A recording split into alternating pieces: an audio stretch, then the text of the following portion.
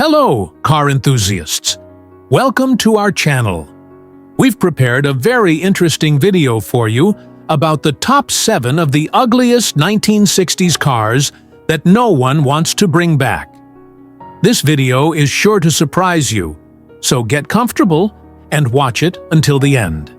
Enjoy the show. Dear viewer, don't forget to subscribe to the channel. Thanks for your support. Number 7. The 1962 Ford Consul Classic was a British-made car that stood out, but not necessarily for the right reasons. Its design choices, which aimed to be distinctive, often ended up being awkward and unappealing. Here's why the 1962 Ford Consul Classic might be considered ugly. The Consul Classic featured a quad headlight setup, which was not entirely uncommon in the early 1960s. However, the way these headlights were integrated into the design was problematic. The headlights were set into large bulbous housings that extended from the front of the car, making the front end appear overly busy and disproportionate. The arrangement gave the car an almost bug-eyed appearance, which detracted from its overall aesthetic. The positioning of the quad headlights, along with the surrounding grille and chrome trim, created a front-end design that looked cluttered and unbalanced. The combination of round and angular shapes did not harmonize well, leading to a design that seemed confused and overly complex for its size. The body of the Consul Classic was distinctly boxy, with sharp angles and flat surfaces that made the car appear more like a utility vehicle than a sleek sedan. The long, square lines of the car gave it an upright, rigid appearance, lacking the smooth curves and flowing lines that were becoming more popular in car design at the time. The boxy shape of the car, combined with its upright stance, made it look dated even when it was new. It lacked the elegance and aerodynamic flow that other cars of the era were beginning to adopt. Instead of appearing modern or streamlined, the Consul Classic looked blocky and somewhat old-fashioned. One of the most criticized aspects of the Consul Classic's design was its rear window. The car featured a reverse-raked rear window, also known as a backward slanting window, which was an unusual design choice. While this feature was intended to give the car a unique look, it ended up making the rear of the car appear awkward and visually heavy. The reverse rake made the rear end look bulkier and less aerodynamic, contributing to the car's ungainly appearance. The tail section of the Consul Classic was equally controversial.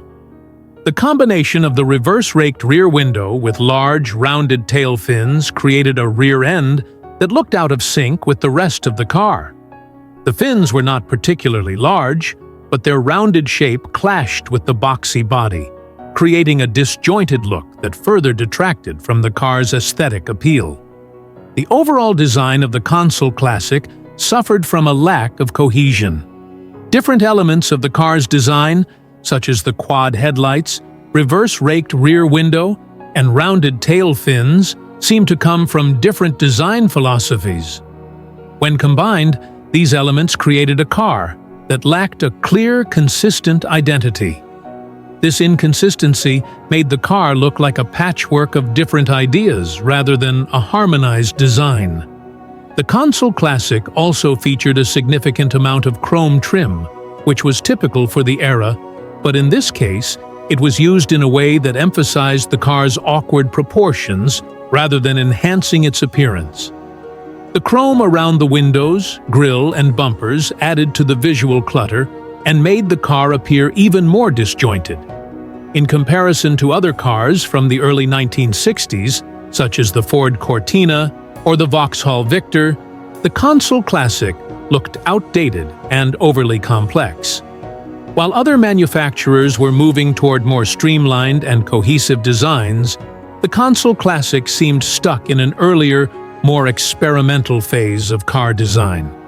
The Consul Classic did not align well with the emerging design trends of the 1960s, which favored simplicity, aerodynamic shapes, and integrated styling.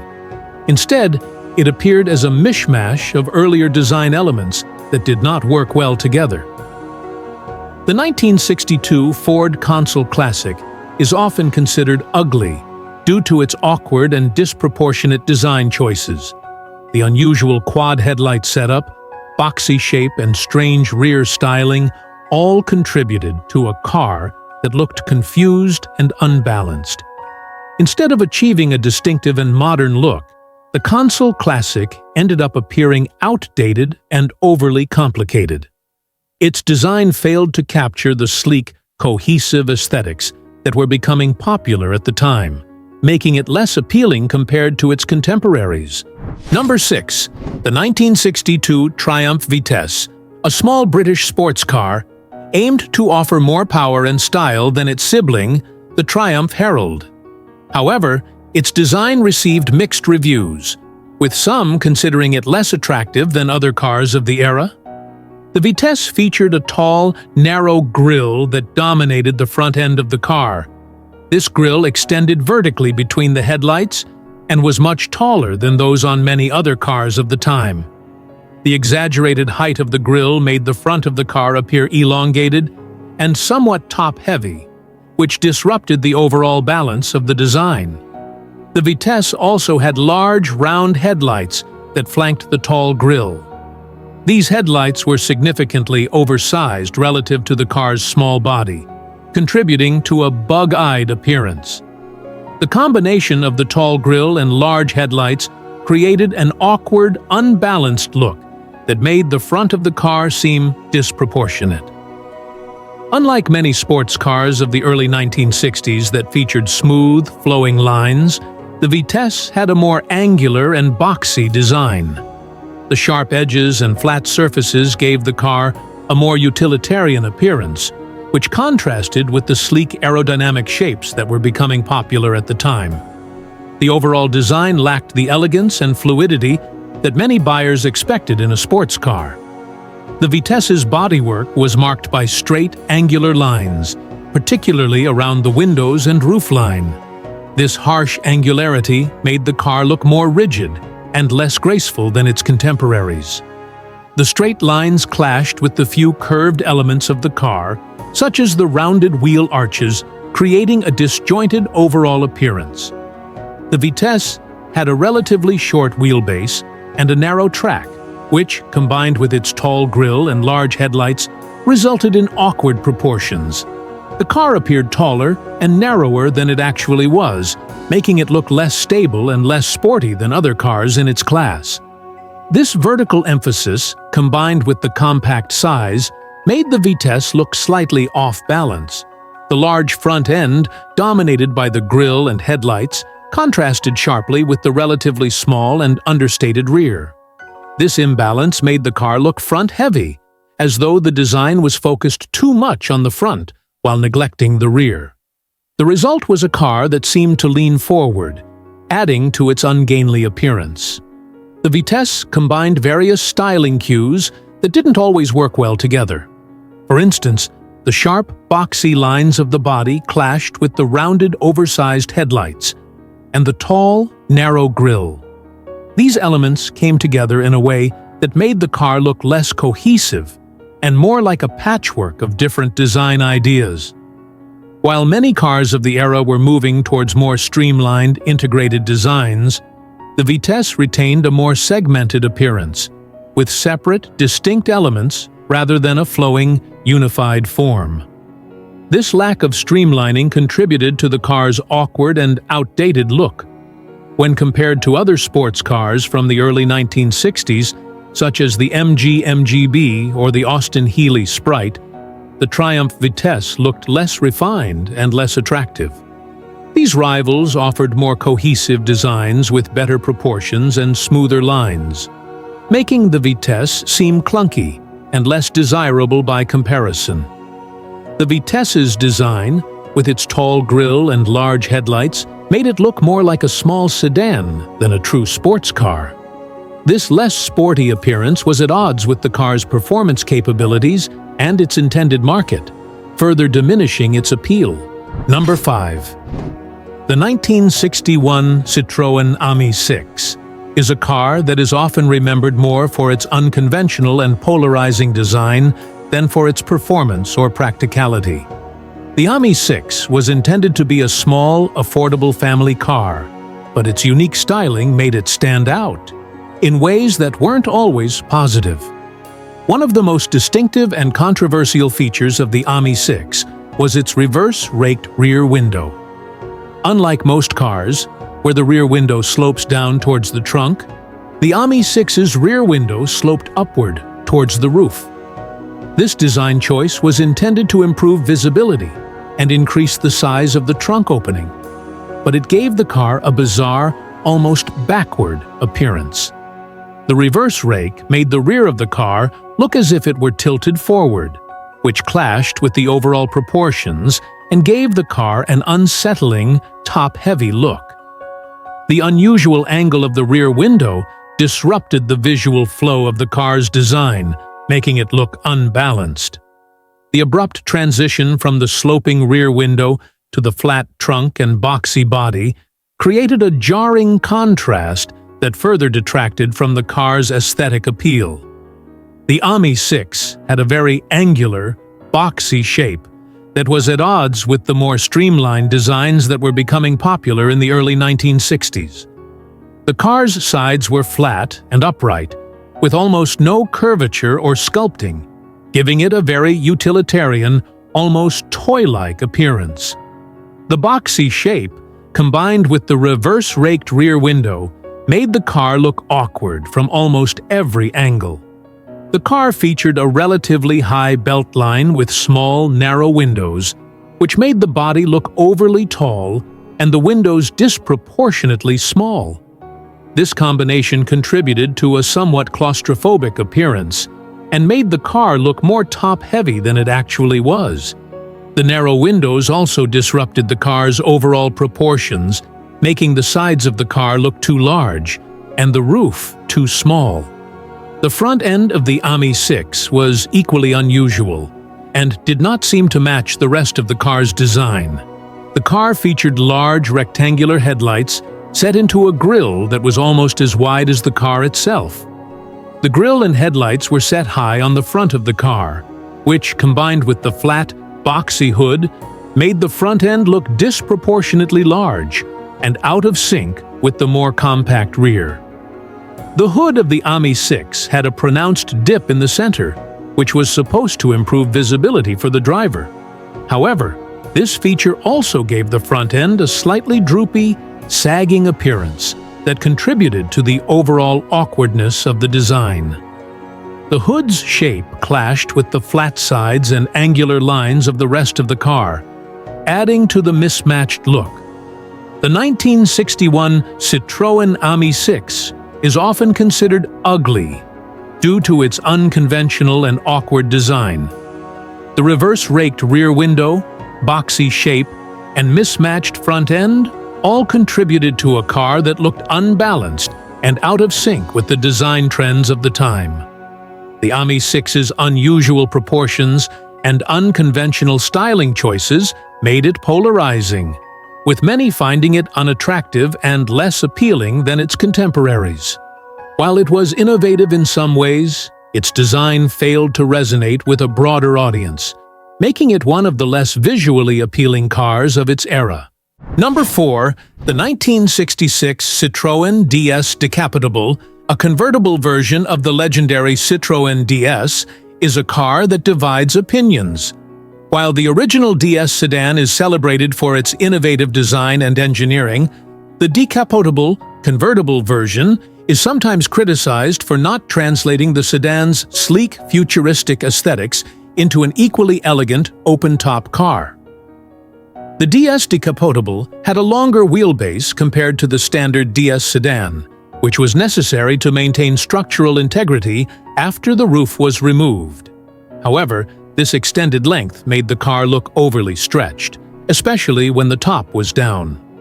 The added length, combined with the low-slung body, made the car appear unusually long and somewhat awkward in profile. The elongation disrupted the visual balance that made the original DS sedan so striking. The sedan's proportions were carefully calculated to create a sense of flow and grace, but in the Decapit, These proportions seemed stretched to their limits. The car's length appeared exaggerated, particularly towards the rear, which gave it a somewhat cumbersome and less agile appearance. One of the most criticized aspects of the DS Decapitable was the design of the rear deck, the area behind the seats. Unlike many convertibles, which have a smooth, seamless rear end, the DS Decapitable had a rather flat and broad rear deck. This design choice was intended to accommodate the folding roof, but it resulted in an area that looked disproportionately large and flat, lacking the curves and contours that usually characterize elegant convertibles.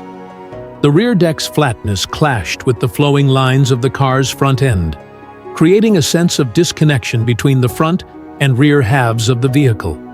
The lack of curvature in the rear also made the car look less dynamic and more static, as though the design was an afterthought rather than a cohesive part of the whole. The DS Decapitable's lines did not flow as seamlessly as those of the sedan. The removal of the roof and the introduction of the flat rear deck created an awkward transition from the front to the rear. The car's lines, which in the sedan flowed smoothly from the front to the back, were interrupted in the Decapitable, leading to a design that looked less cohesive and more disjointed. The sedan version of the DS was renowned for its elegant, futuristic lines, which gave it a sense of motion even when stationary. In the Decapitable, however, these lines were compromised, leading to a car that lacked the visual elegance and fluidity of its sedan counterpart. The mismatch between the graceful front end and the bulky rear made the car look less harmonious and less refined. The Citroen DS sedan is often hailed as one of the most beautiful cars ever designed, with its aerodynamic shape and avant-garde design.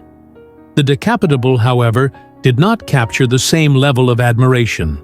While it retained some of the DS's innovative features, the overall design was seen as less graceful, with proportions and lines that didn't translate well from the sedan to the convertible format. Many critics felt that the DS Decapitable missed the opportunity to create a truly stunning open-top car. While the sedan's design was groundbreaking, the Decapitable's design seemed to struggle with the transition from a closed roof to an open roof format.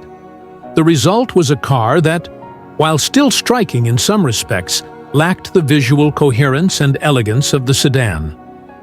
The 1966 Citroen DS Decapitable is often considered ugly due to its overly stretched look, awkward rear deck, and mismatched lines. While the original DS sedan is celebrated for its futuristic design and elegance, the Decapitable version struggled to translate those qualities into a convertible format. The result was a car that, while still innovative in some respects, lacked the visual coherence and elegance of the sedan, making it a less appealing option for those who valued design as much as performance. The DS Decapitable's polarizing design made it an iconic but flawed member of the Citroen DS family. Number 3. The 1964 Austin. A60 Cambridge is often remembered for its conservative and uninspiring design, which was seen as outdated even at the time of its release.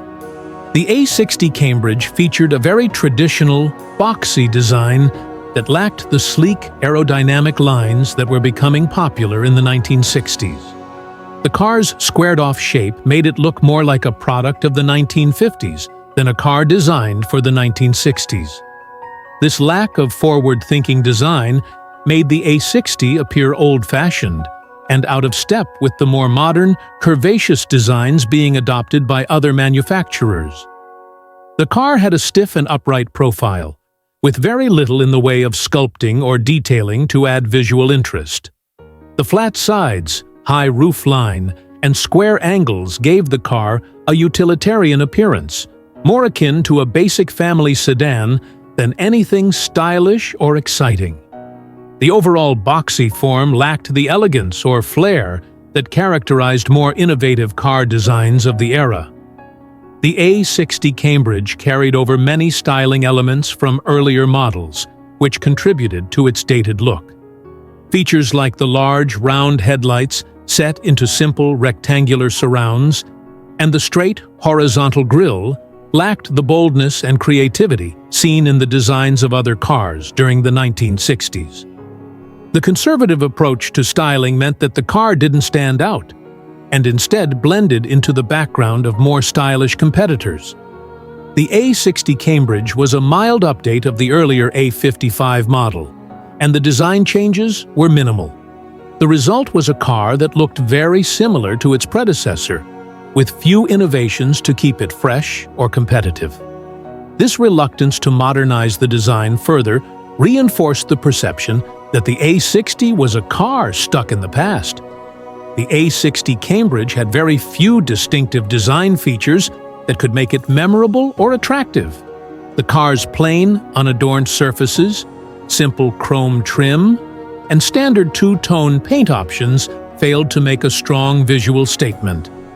The lack of distinctive styling cues meant that the car looked generic and uninspired, contributing to its reputation as one of the less desirable cars of the 1960s. The design choices made for the A60 Cambridge were largely driven by practicality rather than style. The focus on creating a reliable, functional car led to a design that was bland and devoid of any real character. The car's appearance lacked the boldness or creativity that could have made it more appealing to buyers who were looking for something a bit more stylish or exciting. In the mid-1960s, the automotive market was seeing a shift towards more modern and stylish designs, with many manufacturers embracing sleeker, more aerodynamic shapes and innovative styling cues. The A60 Cambridge, with its boxy and conservative design, was overshadowed by competitors that offered more contemporary and attractive alternatives. Cars like the Ford Cortina and the Vauxhall Victor featured more dynamic and modern designs, making the A60 Cambridge look outdated by comparison. The A60 Cambridge's conservative styling made it less appealing to younger buyers, who were increasingly looking for cars that reflected the more dynamic and optimistic spirit of the 1960s. The car's staid appearance and lack of excitement meant that it was often viewed as a car for older, more conservative drivers, rather than a vehicle that would attract attention or admiration. The 1964 Austin A60 Cambridge is often considered ugly due to its overly conservative, boxy design that looked dated even when it was new.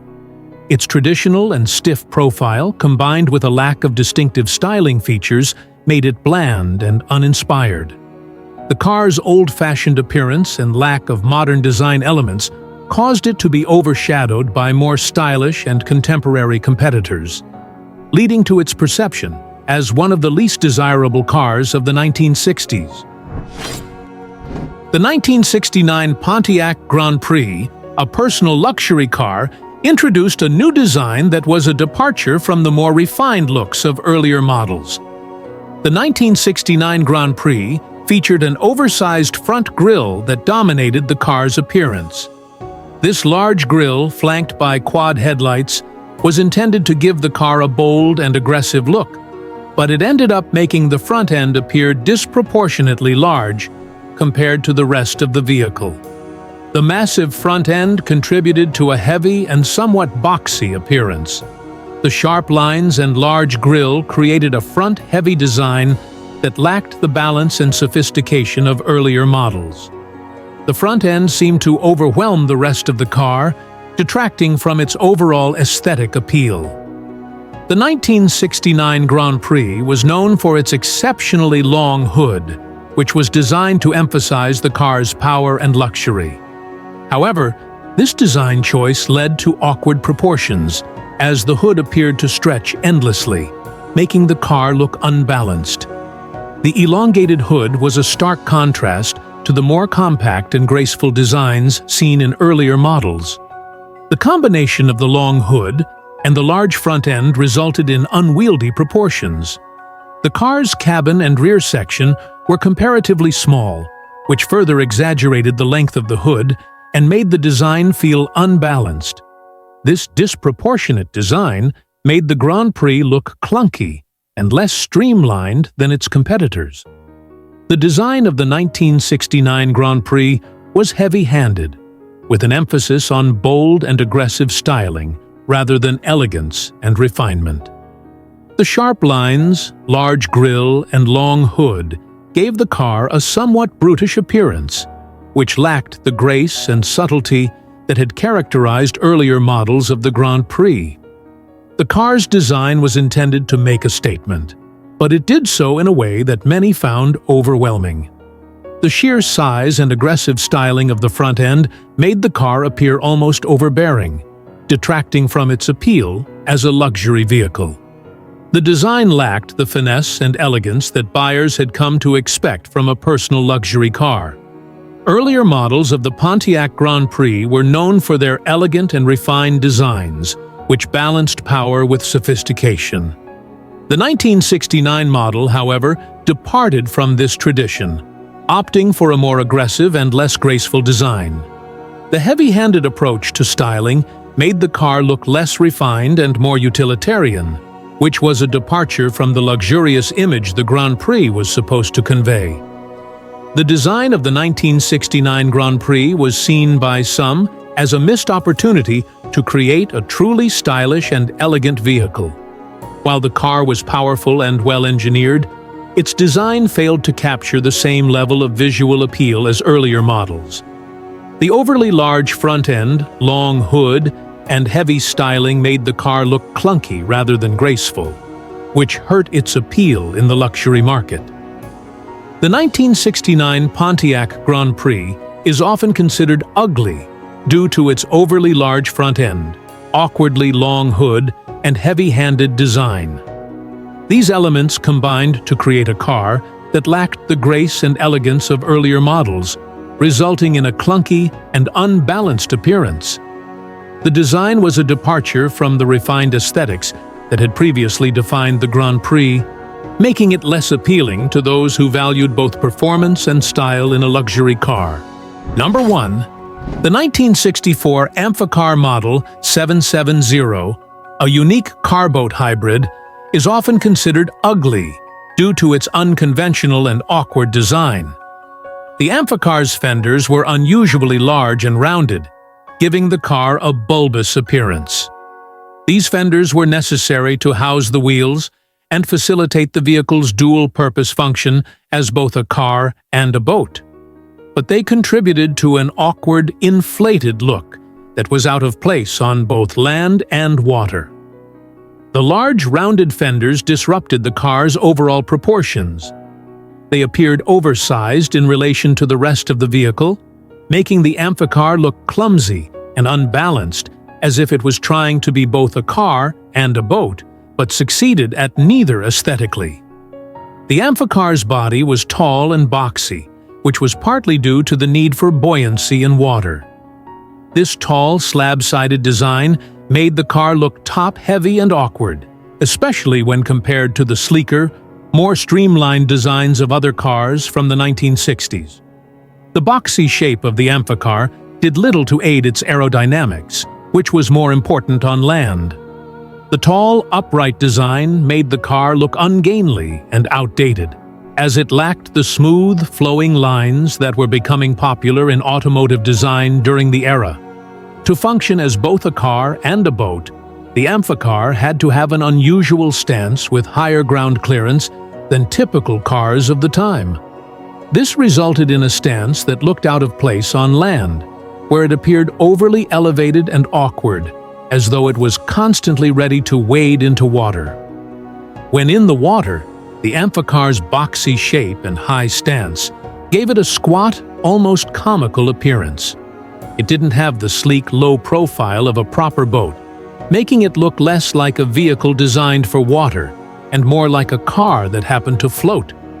The Amphicar's design was a compromise, attempting to merge the features of both a car and a boat, but not excelling in either role. On land, it looked like an ungainly car, and in water, it looked like an awkward boat. This duality made it less desirable as it didn't fit neatly into either category.